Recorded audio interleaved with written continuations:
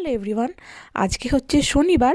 আর এই বছরে সরস্বতী পুজো তো শুক্রবার দিন পড়েছিল। তো শুক্রবার দিন আমরা যে যার বাড়িতে পুজো করেছি, আর শনিবার দিনকে মন্দিরে আমরা পুজো করছি একটা মূর্তি এনে।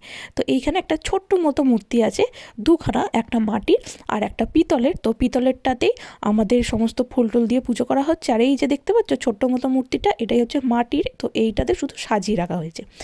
তো এইখানে আমাদের অন্য পুজোগুলো যেমন দুর্গা পুজো, কালী পুজো, ওগুলো হয় নিচে, মন্দিরেরই নিচে একটা স্পেস আছে বড় মতো সেইখানে। আর এই সরস্বতী পুজোটাই একমাত্র এইখানে মন্দিরের ভিতরে হয়।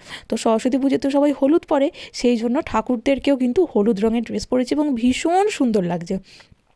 আর এই যে দেখতে পাচ্ছ কত সবাই এসছেন। আর পিছন দিকে বাচ্চাদের এন্টারটেন রাখার জন্য খেলনাপাতিরও ব্যবস্থা আছে। আর এইখানে সরস্বতী পুজোটা এই বছর 50 বছর পূর্ণ হয়েছে। তো সেই জন্য একটা বিশাল বড় কেক এনেছিল। আর এইটাই সবাই মিলে কেটে ছবি টবি তুলছিল। আর এটাই আমাদের সবাইকে ভাগ করে দিয়েছিল। খেতেও তো অবশ্যই টেস্টি হয় এখানে। তো এই যে আমরা এবার মানে পুজো টুজো হয়ে গেছে, আমরা অঞ্জলিও দিয়ে নিয়েছি, সমস্ত কিছু হয়ে গেছে।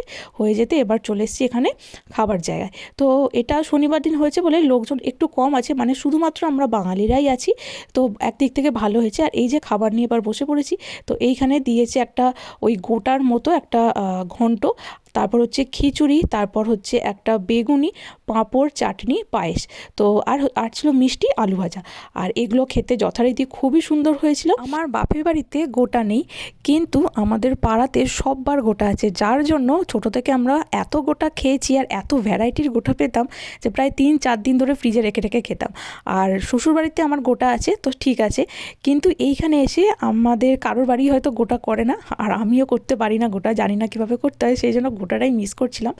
তো যাই হোক, দেখব চেষ্টা করে পরের বার থেকে যদি পারি বানাতে, নিশ্চয়ই বানাবার চেষ্টা করব। সবই তো একটু একটু করে বানাই, তো ওটাই বা কেন বাদ থাকে। তো চলো আজকের ভিডিওটা তাহলে এখানেই শেষ করছি। Bye bye.